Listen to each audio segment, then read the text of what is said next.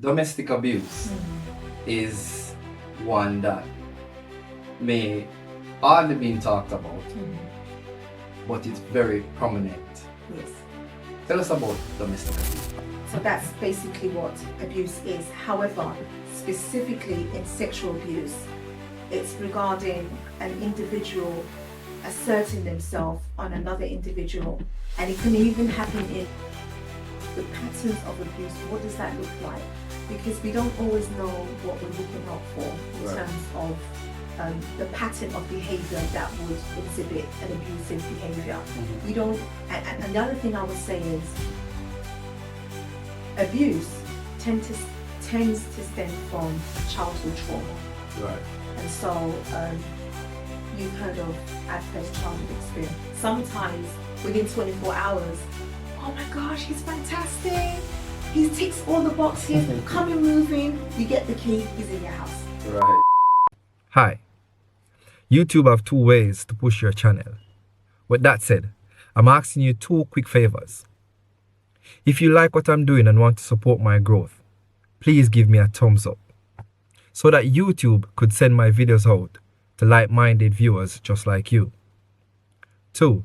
I've noticed that 70% of you who have revisited this channel have not yet subscribed. Please hit that subscribe button. That way my channel will grow. And my promise to you is to give you more content with substance just like these. Do we have a deal? Thank you. Welcome to the Ivy Cancer Podcast, where we discuss cancer, health, lifestyle, and healing. And today is no different. Today in my space we have a very special guest. She is an independent abuser advisor, and we will be speaking with no other than Michelle. Welcome to the Ivy Cancer Podcast. Michelle, how are you doing? Thank you for having me here. I'm fine, thanks. The weather's fantastic, so Trust me, yeah, it is. it's good. It is. It's It good. is. Yeah. When we get lovely weather like this, we have to embrace it, right? Absolutely. As you I know that you're a health person yourself, so Yeah. it's just getting all those nutrients, the vitamin D from the sunshine, and Definitely. it makes you feel good on the inside. So yeah, put the summer clothes on, let's go out. Definitely. Sometimes they advise us, to be cautious when it comes to the sun, but we need it.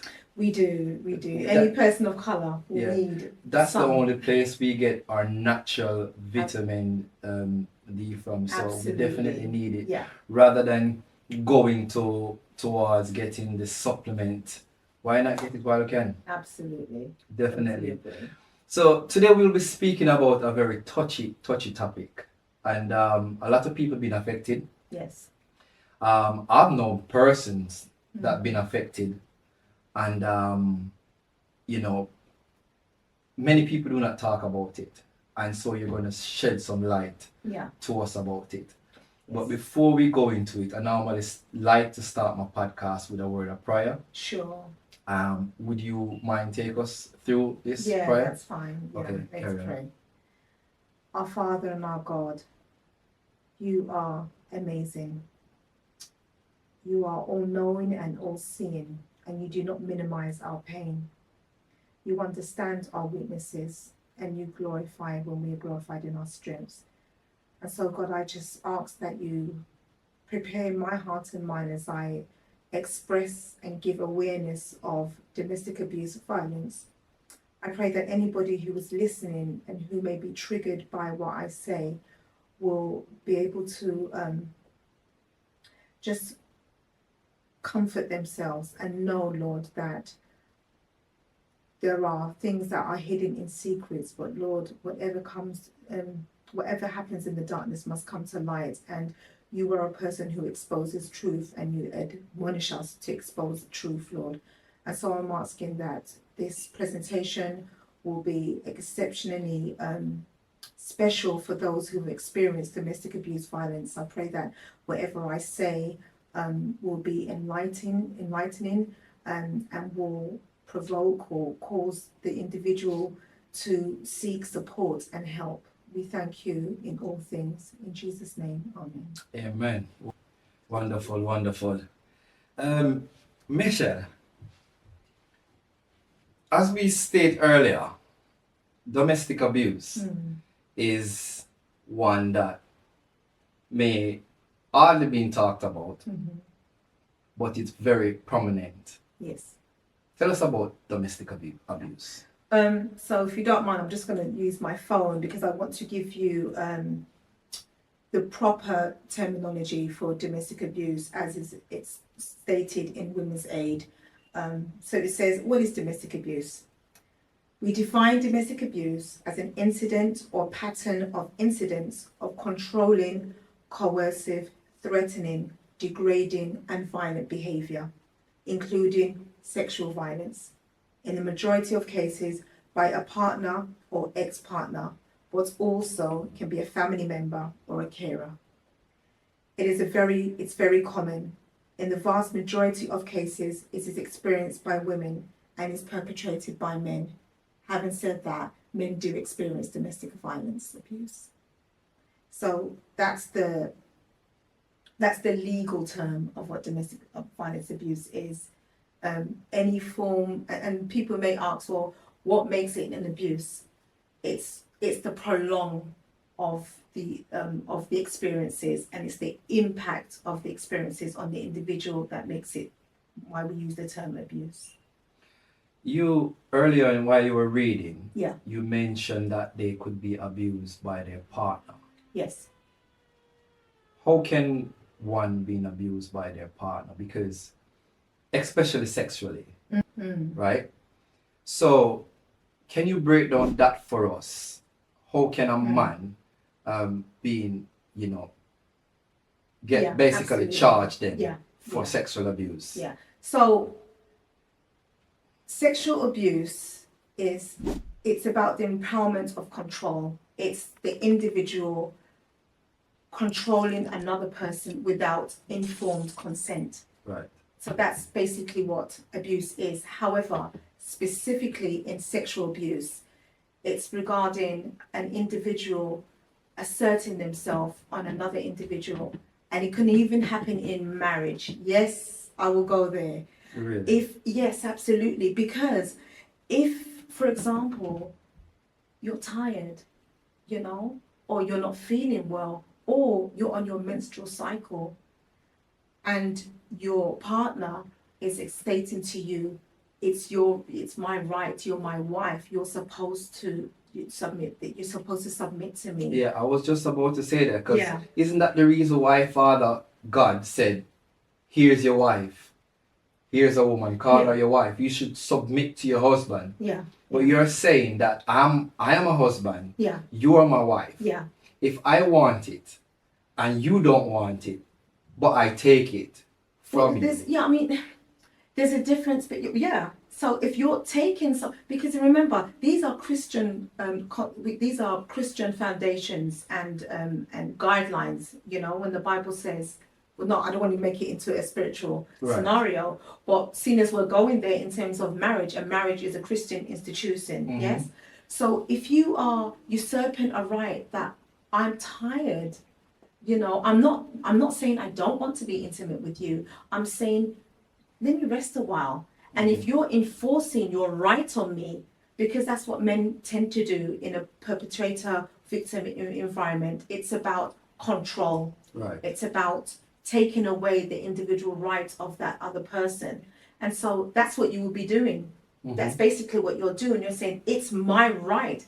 It is your right in terms of us in equal relationship between husband and wife. But if for a reason, and when I say a reason that doesn't atone to being spiteful or vindictive, because I know as women we can do that. But I'm talking about if the mother, if the wife is tired and she's saying, babe, not right now, I'm not feeling too good. Can we just talk? Can you hold me instead? And that individual says, no, this is my legal right. Right. Well, if it's not in consent, it's considered rape. And I use that word intentionally. It's considered rape. Right. And rape can happen in marriage. You ask some of the other religions, such as in the, I'll just say other religions. I have supported women in other religions where they've been asked to have sex twice a day, 3 times a day, in order just to have a child. It's no account for if the woman is tired or if she's exhausted or even if she's on her menstrual cycle. It is expected of them. You cannot tell me that's love. You cannot. You know, it's usurping your authority as the dominator over someone who has individually stated their right to say, I don't want to. No is no. No is definitely no. I can't remember if how long this was, but I'm certain there was a case in Jamaica at some point, probably when I was in my early 20s, where a husband got charged for rape with his wife. You know, so that's when I realized, you know what, no is really no.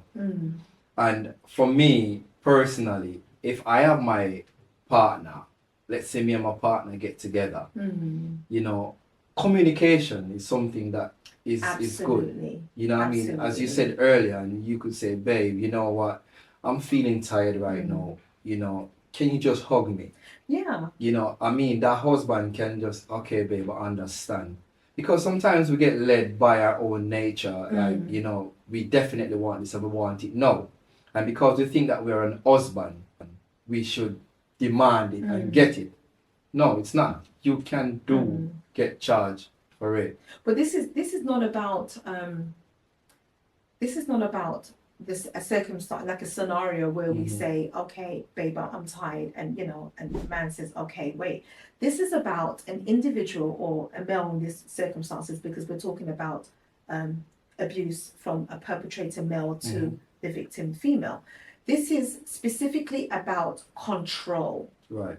So it's not just based on sexual activities as well. This is based on the whole aspect of that individual. The control is emotional, it's psychological, it's even spiritual, because many times individuals or perpetrators will use the Bible to say the Bible states you should do this. Right. So we have to think of it in the context of it's taking away the individual's right to her human essence to have reason, judgment, and conscience, which God has given all of us. Right. It's about removing that to please that person or to submit to that person. That's a whole nother level of abuse and coercion, you know. So we have to think of it in that context when we talk about, well, you know, you're my wife or you're my husband, I expect you to do this. What are you really saying? What's the undertones that you're giving and the body language? You know, you must, you should, I expect.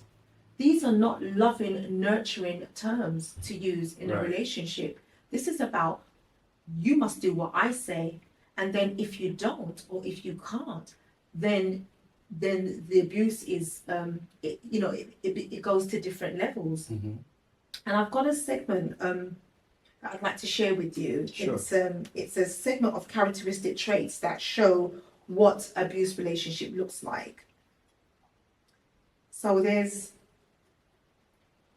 4 different categories that I'm going to talk about. I'm going to talk about the history so we can try and evaluate what, when we go into a relationship, in the initial stages of a relationship, the patterns of abuse, what does that look like? Because we don't always know what we're looking out for in terms of the pattern of behaviour that would exhibit an abusive behaviour. We don't, and the other thing I would say is abuse tends to stem from childhood trauma. Right. And so you've heard of adverse childhood experiences, you know, any experiences that a child has been submitted to is a form of a trauma. And that kind of trauma, if it's not dealt with in their childhood, it just exhibits itself in relationships in their adulthood. Right. And so unfortunately, domestic abuse often, most not, starts in childhood. Your parents might have exhibited the behavior, someone in your family might have exhibited behavior, a caregiver might have exhibited the behaviour, and because it's not been resolved or acknowledged, not acknowledged, if you've not done any healing on that, if you've not done any work to say this actually happened to me, you're just going to carry on the same perpetuating behaviour into your adulthood. Right. So let's talk about the history. What are we looking for? The person may tend to have a history of stalking. So stalking is when someone is constantly reaching out to you without your consent also. You might not even know. So I can remember someone state on Facebook that their ex created a profile and they were stalking their page. And they tend to, wherever they go, whether Instagram, whether TikTok, whether Facebook, they create a fake profile. So you're saying stalking is also basically Yes. a form of Absolutely. okay. And it is a criminal offence. Right. Yes, it is a criminal offence. Right. So I'm just giving you some examples of what a relationship looks like in terms of the initial stages when you meet that individual and you like that person, but there's certain things that you're uncomfortable about, but you're not sure why. So the person may have a history of controlling patterns. So what does controlling patterns look like? It may mean you need to be at, say for example, you're going out for a date, yeah? And you're late. And that person will say, well, you're late. You came at 3:05, and you said you're going to be at 3:00.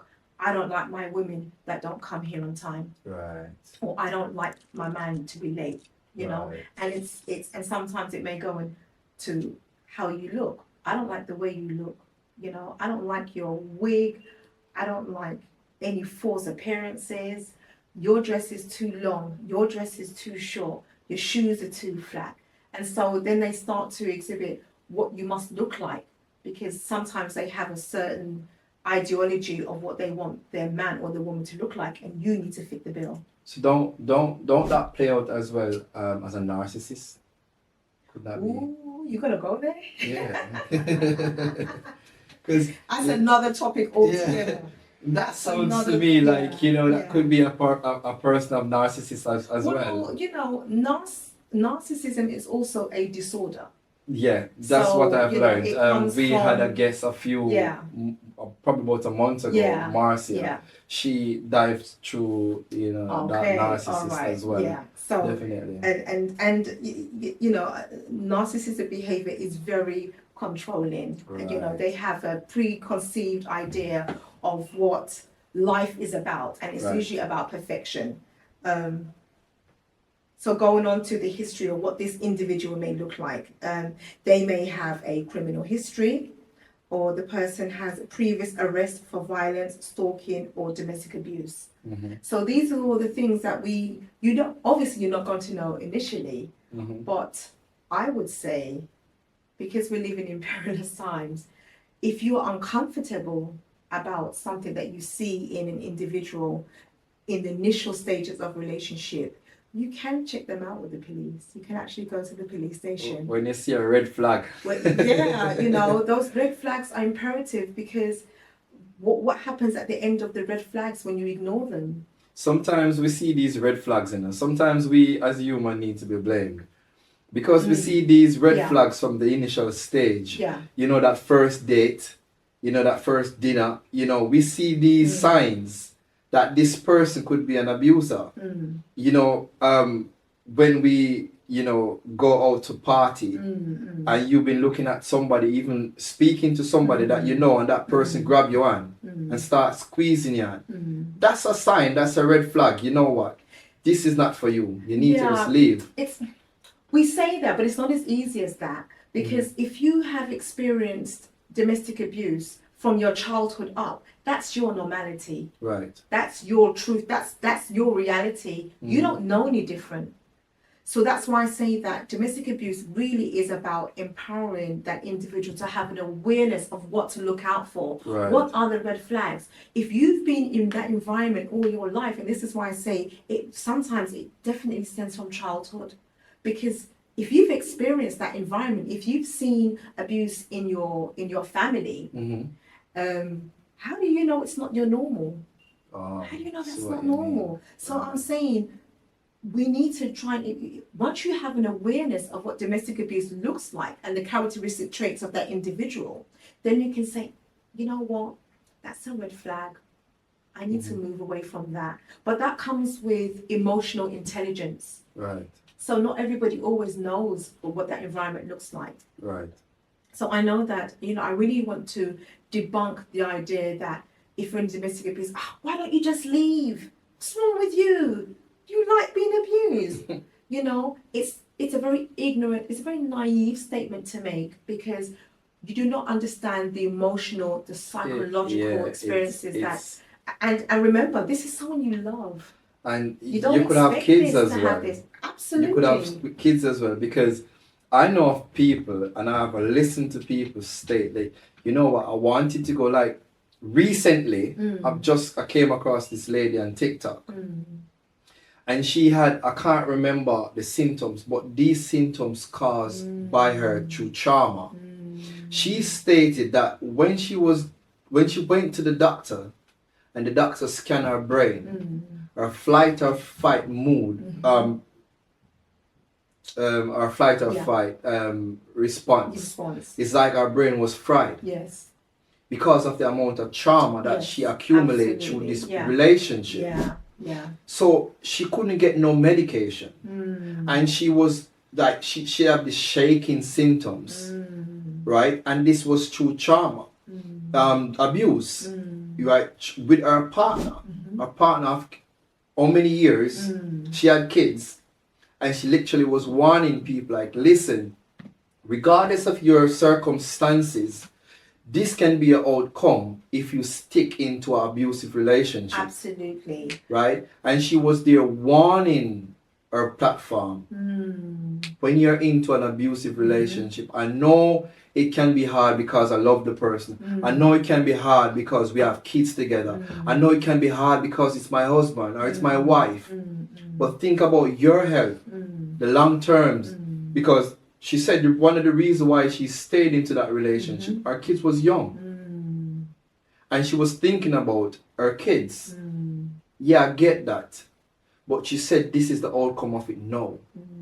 She have a lifetime sickness caused by abuse through trauma.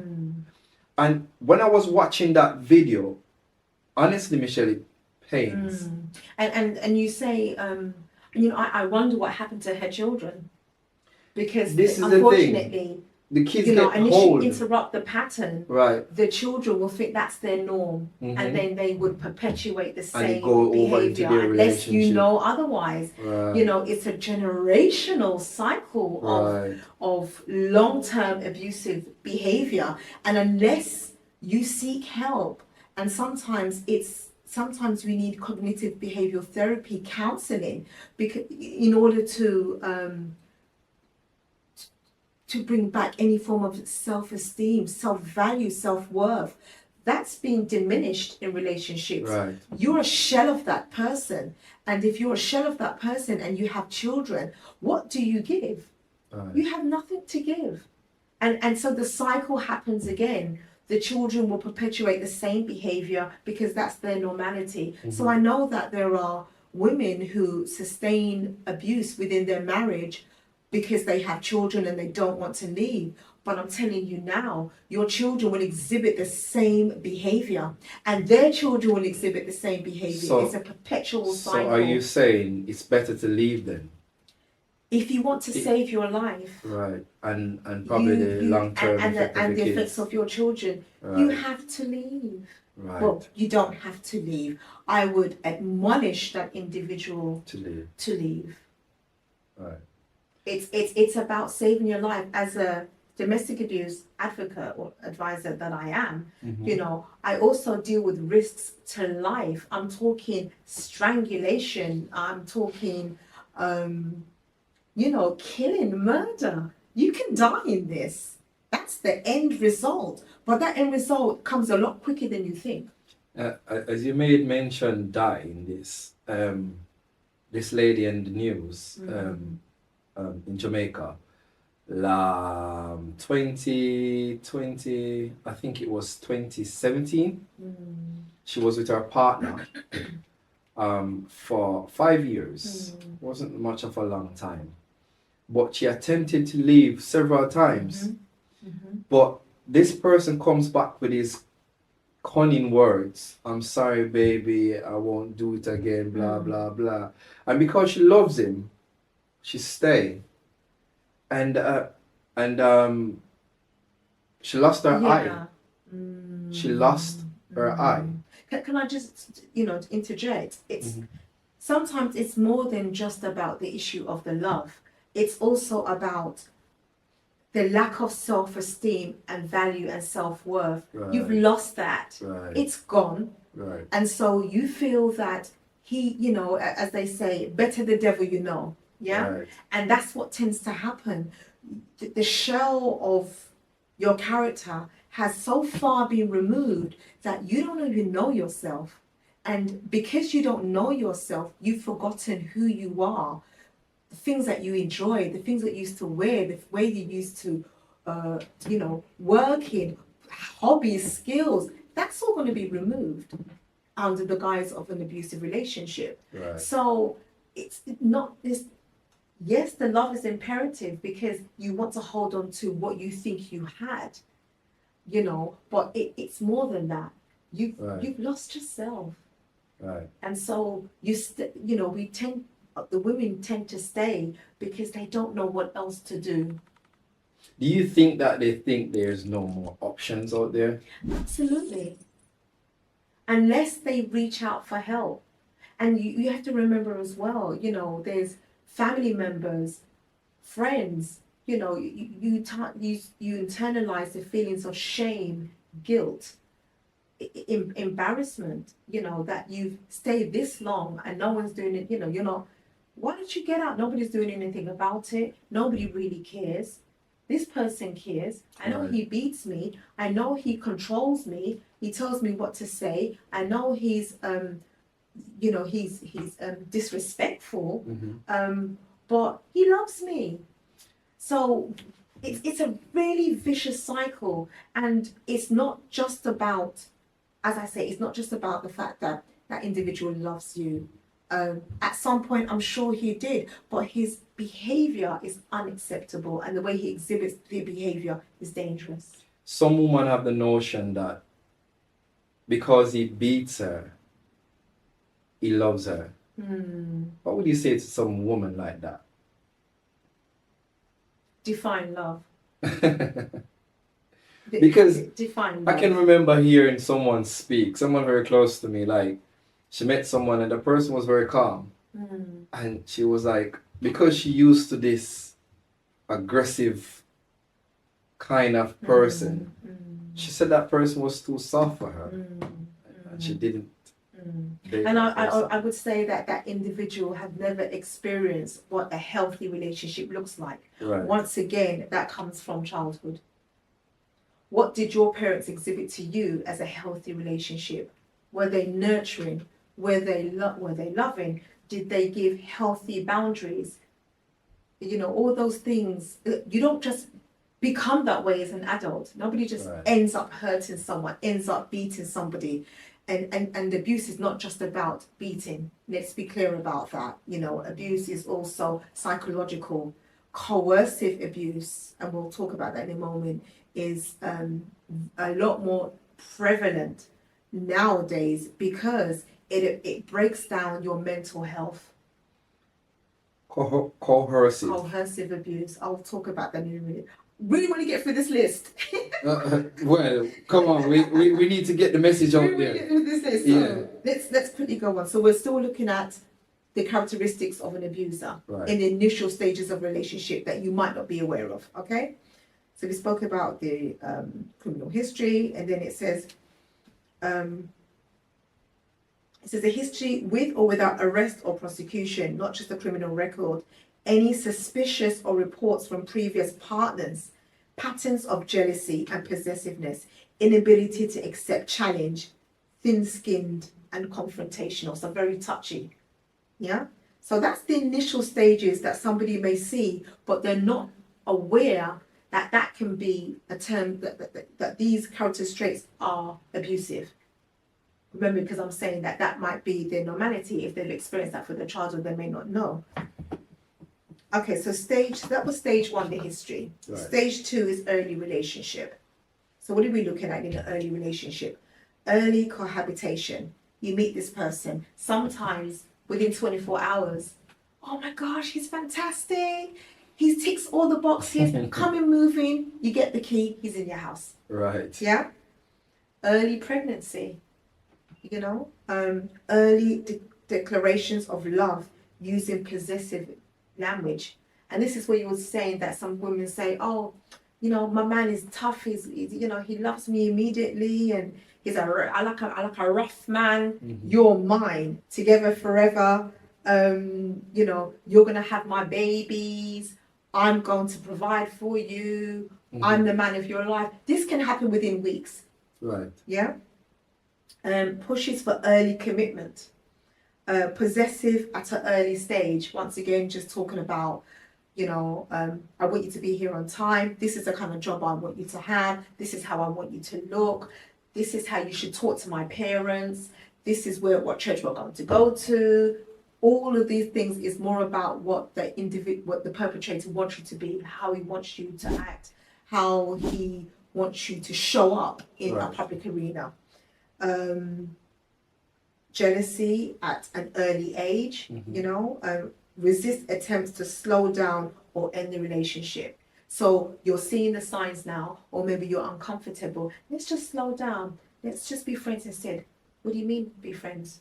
What's wrong with you? Mm-hmm. You have a problem with me? Mm-hmm. I'm the best thing that you've ever had. Look at what I've provided for you. You're nothing without me. Yeah? Then you're thinking, oh wow, maybe he's not. He has done all these things. And then you may have friends say, look what he's got for you, man. He's got your car. He's provided for you. You don't have to work. You can stay at home, you know, which isn't a problem per se if you're communicating and you both agree on that. But when it's coming from one perspective all the time and you're following, there's, you know, those are serious signs. Okay, then you've got stage 3, the relationship. Then we have the coercive control. I'll get back to that. You've got the stalking, tracking or monitoring the victim. You've got low-level violence. What do we talk about when we talk about low-level violence? A little push there, slap at the back of the head. That's where it starts from. Yeah, they call it the low-level violence, you know? Or you're sitting there and they do this, and then it gets harder, and then it's pow. But that doesn't happen. That doesn't always happen immediately. And as I said before, if you have experiences from childhood, you don't know any difference. That's your normal, yeah? And then it will progress into threats to suicide. And now sometimes that's from that individual. If you leave me, I'm going to kill myself. I can't live without you. I can't function. Don't you love me enough? You know, I need you to support me. I'm going to kill myself. You know, and then you've got all. I would say go and kill yourself then if that's the case. But it's easy to say, but those responses play on the psychological mind. If you love that individual and you've forgotten that you can be empowered to challenge that concept, you're not going to. Sometimes female make these mistakes to allow these kind of stuff to play on their conscience. How? Because all right, you know what you've been facing. You know you are the one that get the scars, the black eyes, burst mouth. You are the one that in the closet when your parents or your family member decide to check up on you. You decide to stay away because he's been abusing you. So you have these experiences, but you decide you're going to leave and allow him to say, if you leave, I'm going to kill myself. Go and kill yourself.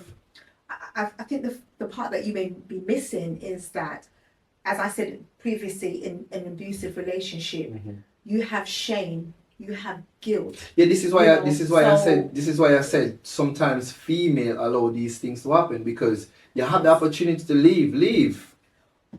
But you don't always have the opportunity to leave. What if that person is your only sole provider, who's your breadwinner? I've supported women who don't have the status in this country, Right. and the perpetrator is their sole provider. Right. And if they leave, they're going to go back to their persecuted countries. And that's it. I'm glad you get that, because because this is what go back to what I said before with the lady and her kids and her husband. She stayed in that relationship because of the kids. And I'm glad you said that, because many people do not have a choice, right? Many people think that they don't have a choice because they are here in this country.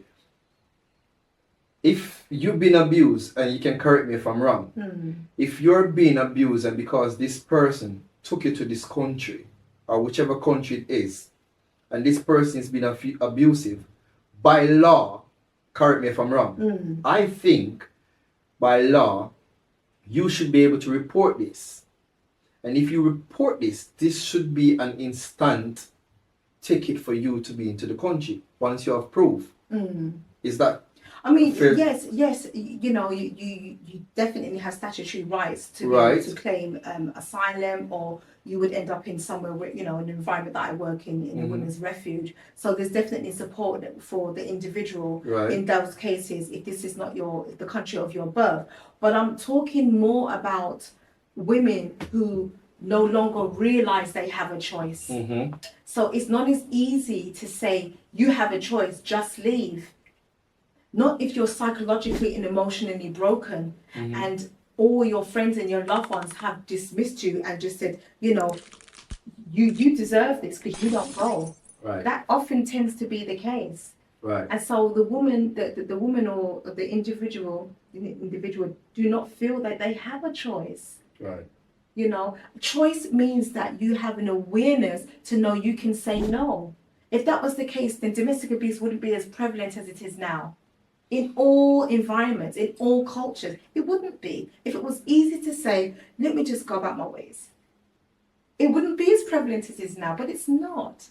It Right. really isn't. And it's to break down that attitude that, you know, one, that the abusive behaviour is acceptable because that person is doing something else for you, they're providing for your needs.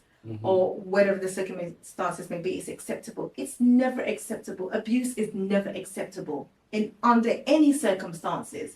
If it's not acceptable for a child, why is it not acceptable for an adult? Why do we think differently? Right. Right. Yeah.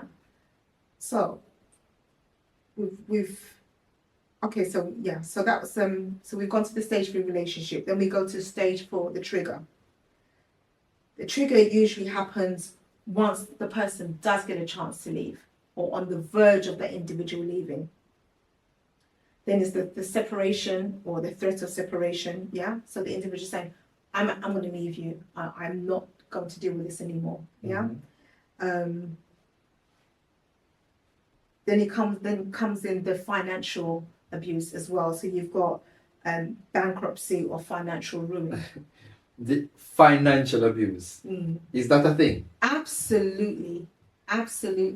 Explain to us, because I never knew that they could have a financial abuse. Explain that to us. Okay, so let me paint a scenario for you. Right. Then. So you decide that you're going to leave the perpetrator. Yeah, you have your children, but the perpetrator may be the one who's the financial provider. So then there are many things he can do. He can take away your child benefit or any benefits that you're going to take. Yeah. If you have one income, or if you have a joint bank account, he can take out all the money. I wish you could see this. This is post-separation economic power and control. So I'm just going to cover some of this from some other information that I wanted to share with you. In terms of financial abuse. Okay. So we've got banking, yeah, refusing to negotiate terms of joint financial products. So if you're both working, if you have your business and you want to divorce him and a joint business, he or she may be able to fight for your business or take half of your money, Right. half of the house. Joint financial products, using others' bank accounts to conceal financial resources, removing all money from joint accounts, savings, children's savings, continuing to build debt in her name as well. So sometimes on the flip side, the perpetrator won't work. So that you will always, or if he does work, you have to give the money to that individual, and he will just gamble it. I've had circumstances where a woman had her own business, and when she fled domestic abuse, he took the money out the joint account and gambled the whole thing on purpose, leaving her with nothing. Continuing to build debt in her name, absconding or leaving her responsible for shared financial products, manipulating institutions, using loopholes in legislation to protect his assets. So these are for people that have a working class or middle class family. Once again, the woman leaves. He can hire lawyers and barristers to protect all his assets, so that you don't have an opportunity to have any. And especially if he's controlling the finances, unless you apply for legal aid, how do you claim back all your benefits or your money? Right. So in this sense, financial abuse is very prevalent, and this happens after becoming unself-employed, or to avoid spousal support or child support, refusing to pay child support despite having financial resources, concealing, refusing to disclose actual income, tax fraud to avoid financial obligations, falsely reporting her for benefit fraud. These things happen, and I deal with them daily. Wow. You opened my eyes. Yeah. You opened my eyes to something. We touched on coercive abuse, yeah? Yeah. Coercion and threats. I want to go to that because it seems interesting. Coercive abuse. What is that? Okay, let me just find my other form to give you the legal definition, because this is the abuse that it's an undertone, and many people don't acknowledge it because they're busy looking at just the physical abuse. I haven't had a chance to go through the 10 types of abuse. One moment, I'm just going to find some really good information, guys. Like, I never knew people could be in abuse and financial abuse relationship. It's very interesting that we have Marcia here to give us this kind of insight. This is our specialty. Michelle, sorry, where Marcia come from. You were talking about her before, right? yeah. So this is how the brain work, right? So it's good that we have Michelle here to give us this kind of insight, and so we're going to touch in coerce. Yeah. Okay, so once again, this is information based on the legal terms. It's based on information from Women's Aid. Women's Aid is a statutory body that supports women and men fleeing domestic violence. Right. And so coercive control is a pattern of intimidation, it's degradation, isolation, and control with the use or threat of physical or sexual violence. So what does that look like? There used to be a movie. Oh my gosh. It was called gaslighting. And that's another term, but we won't touch on that before. But basically, it's a form of grooming behaviour to make you think and feel a certain way. That's the most basic way I can explain it. So let me give an example of that. A person who's using coercive control wants to manipulate your mind to sometimes make you feel that you never know what you're talking about, so that he can control how you think and feel. For example, he may hide things from you to make you feel that you're having mental health issues. So he may hide your car keys and say you're always, you can never find anything, or or break things to say, you're so clumsy, you can't do anything right. Right. You need me to be in your life so that I can help you, or isolation. Why don't we live in this country? This happened to me when I was married. We went on holiday to Spain, and I was fully pregnant with my second child at the time. And I said, oh, I wouldn't mind living here. But before we knew it, I was living there. I was living in Spain. Really? And that's how I ended up living in Spain. I didn't get a chance to really think about it. It was, well, you said you wanted to live in Spain, so here we are. But I didn't want to do it right now. I'm fully pregnant with my son and whatnot. Well, you said you wanted to move here, so here we are. You can't back out now. So it's about coercive abuse is to break down your mindset to the point where you no longer think or feel your own feelings or opinions. They don't matter. It's about what that individual has put into your mind or has coerced. Coerce means it's a slow, gradual process, isn't it? Yeah. It's remove. As I said, it's removing your individual thought process to initiate their patterns of behavior and how you should be. Right. And it's mentally torture, because you become a shell of yourself in terms of not knowing whether you can do anything right anymore. And sometimes the perpetrator gets your children to do the same thing as well. They will encourage your children to tell you how to think, how to feel, how to act. Right. You mentioned something, and I can't hear something like that, and I don't jump into it. Sure. I don't want to dig into your business. Sure. But it sounds to me as if you were affiliated with one of these kind of relationships. Yes. You want to just, give us a little bit about it? Yeah. Experience. I am a survivor of domestic abuse violence. Okay. In the initial stages, all the initial stages that I have spoken about, I have experienced. So I'm not talking from a textbook, I'm talking from experience. All the stages that I've spoken about, the patterns of behavior, the low violence to aggression, the coercive abuse, which was a lot more prevalent in my marriage. It's what I have experienced. And I say that as a survivor of domestic abuse, I'm passionate about the work that I do, because I'm talking about interrupting the pattern of behavior.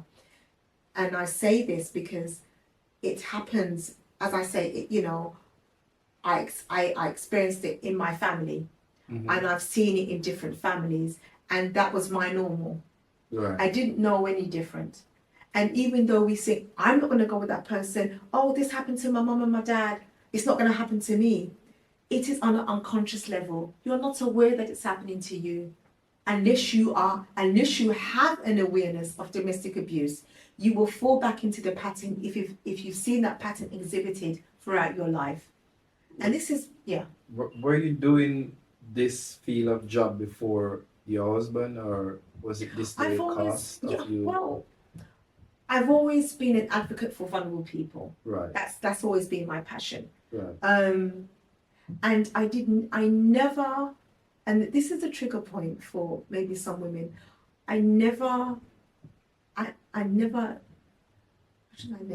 didn't know, ironically, I did not know that the consequence of my marriage, or the process of what was happening in my marriage, was domestic abuse.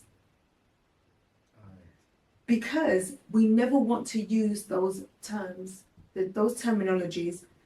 If you use the terminology, I have been abused, I have been raped, I have been controlled, I have been coerced.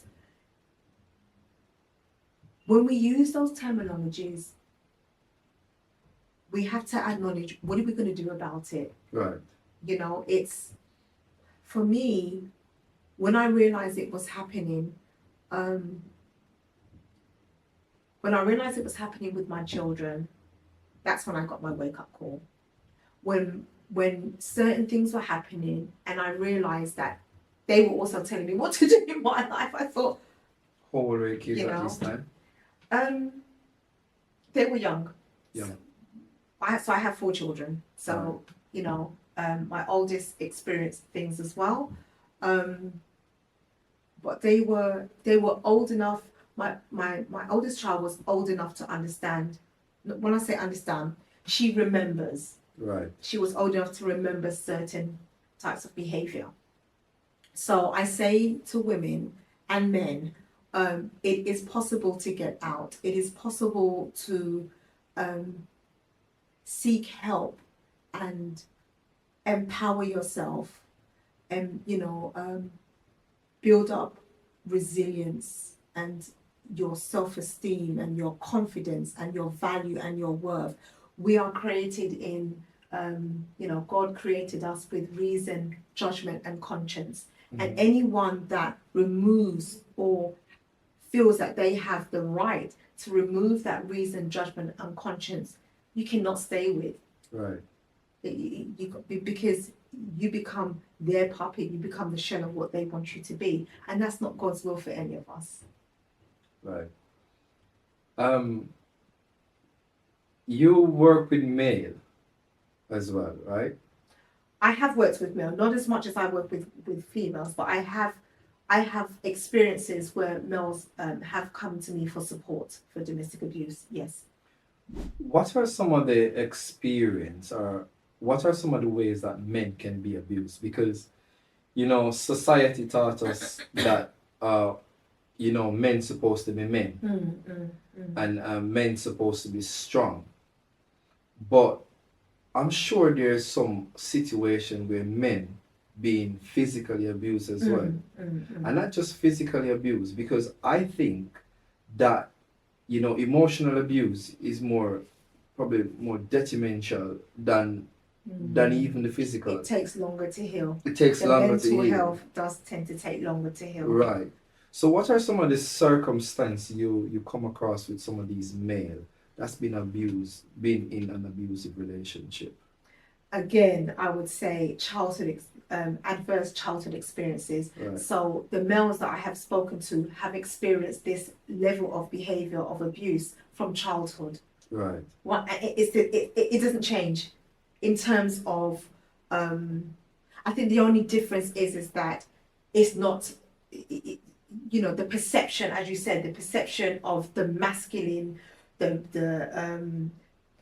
male, the provider, the disciplinarian, it's not, it's expected for you to just, how can you let a woman tell you what to do?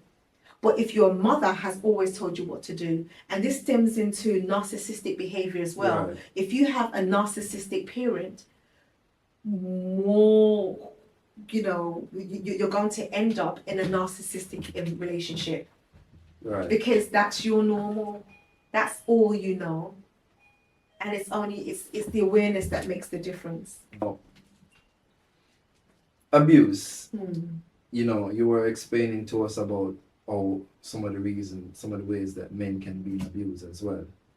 I can give you an example of what I think happened to a policeman that when I was probably in my 20s. Or early 30s.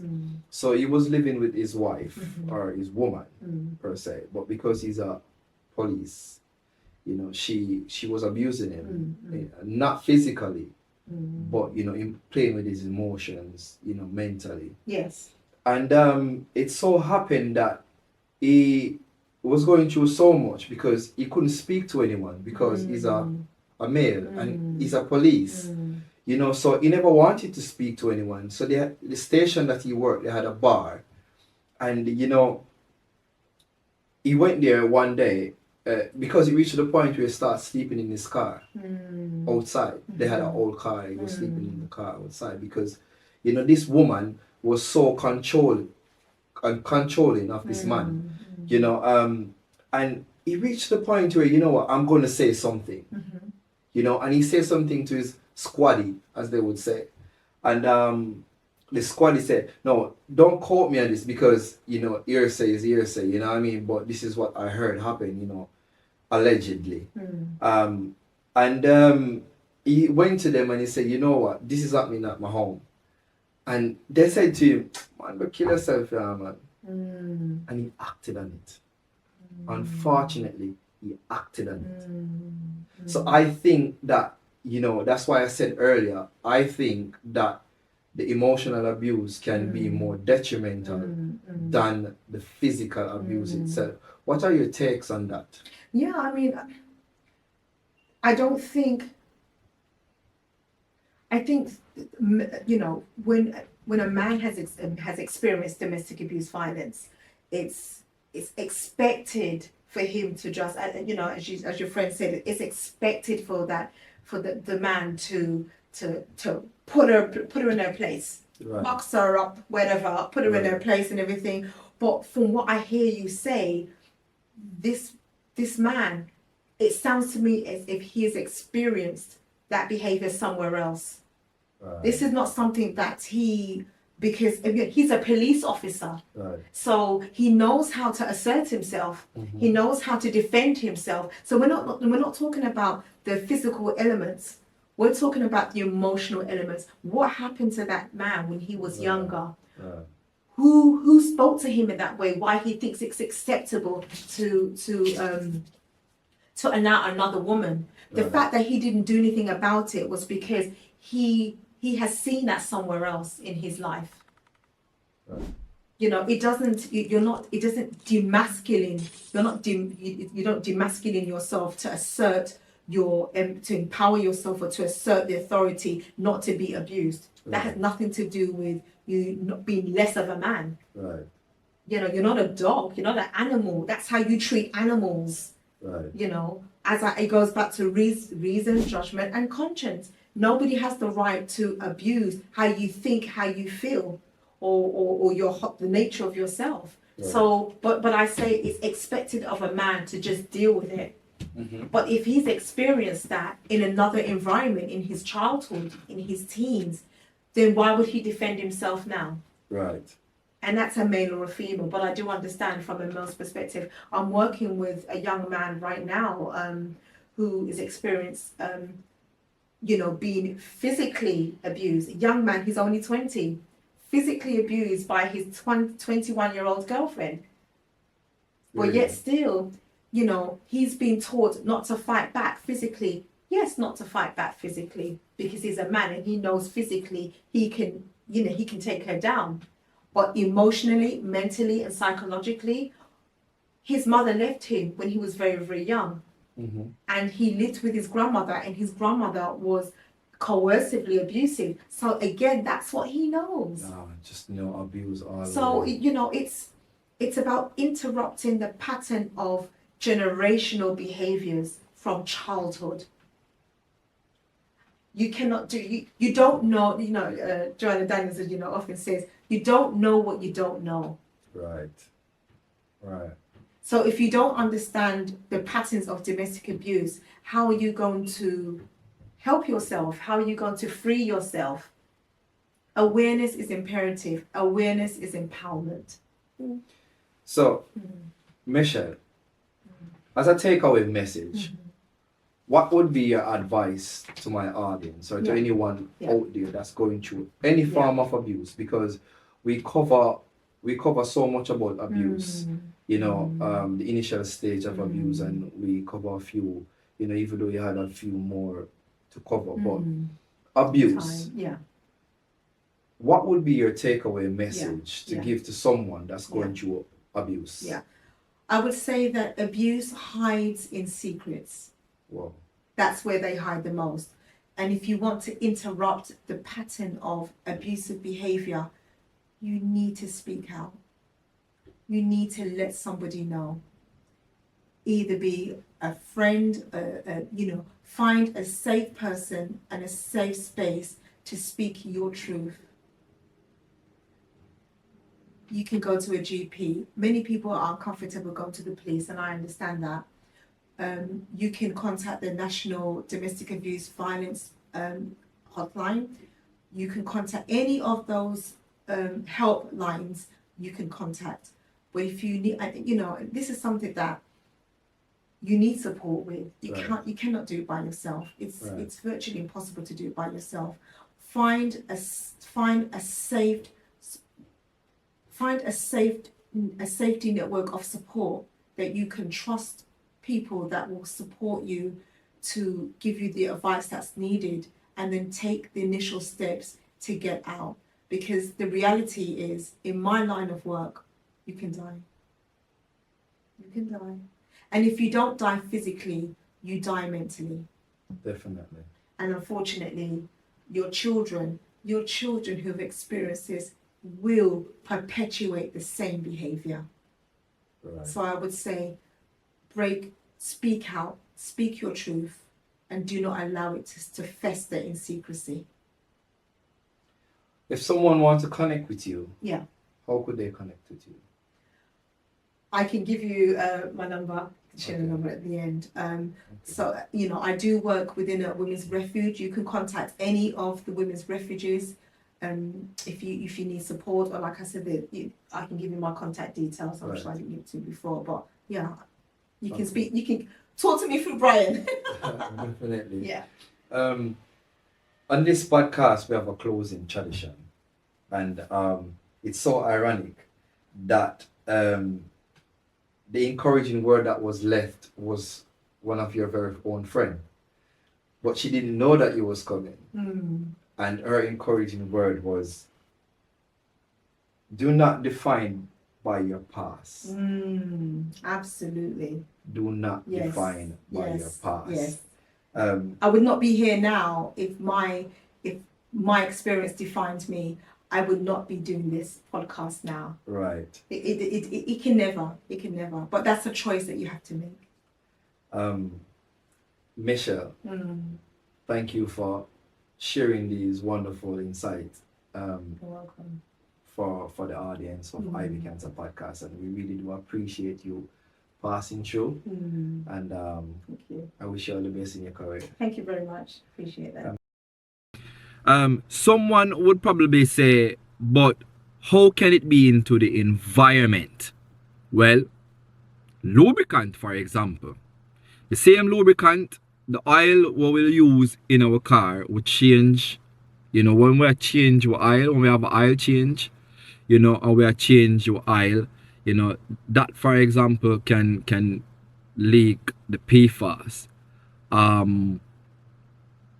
Even if we have an oil leak, you have a car and it leak oil, that also, in production, landfill, washers, even to the washing machine, you find PFAS. You probably say, washing machine? Yeah. Then the washing machine.